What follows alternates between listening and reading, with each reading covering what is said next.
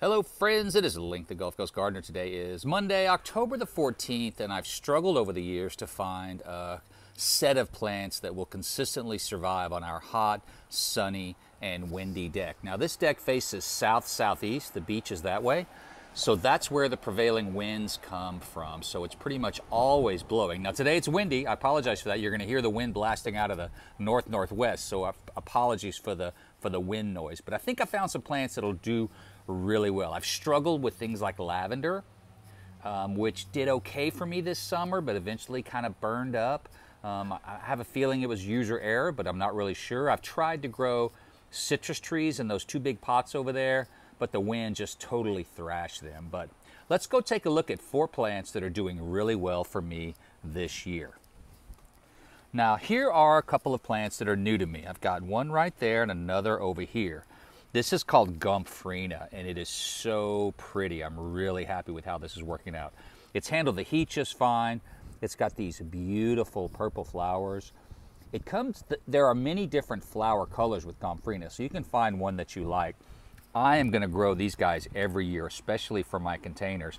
And I'm going to be starting a bunch of these from seed in the spring. So if you're interested in getting your hands on a few of these Gomphrena plants, I should have some in March or April. Now this beauty is a lemongrass.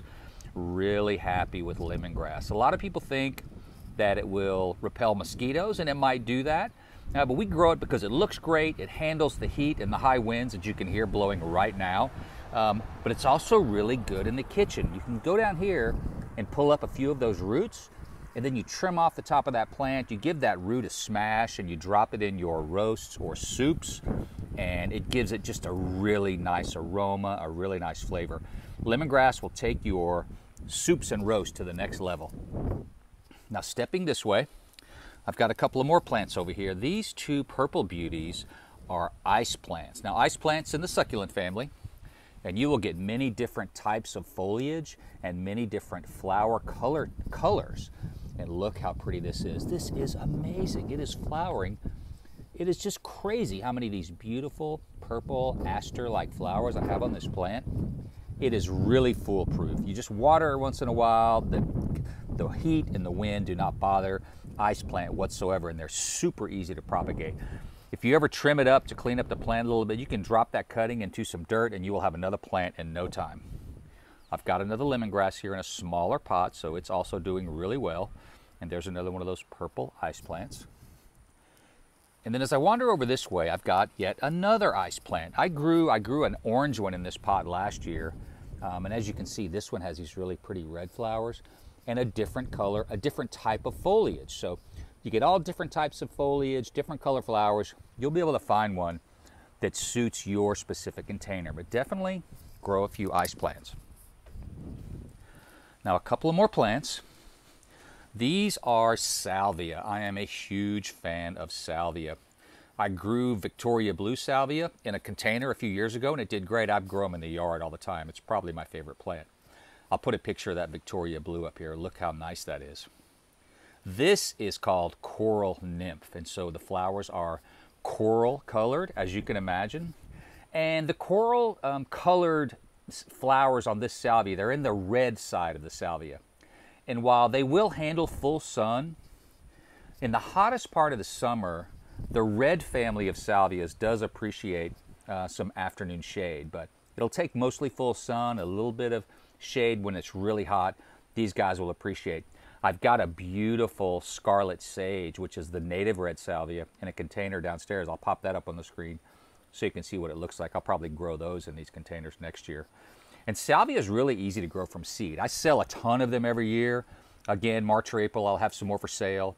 But get yourself a packet of seeds. They're super easy to start yourself. Now this is actually a 5th plant. This is not in the sun. This is a Kalonchoe, also in the succulent family. This particular one is called Silver Spoons, and we really like these guys. They're super low maintenance. You really don't do much to them at all. A little bit of water, keep them mulched in, trim up any dead leaves.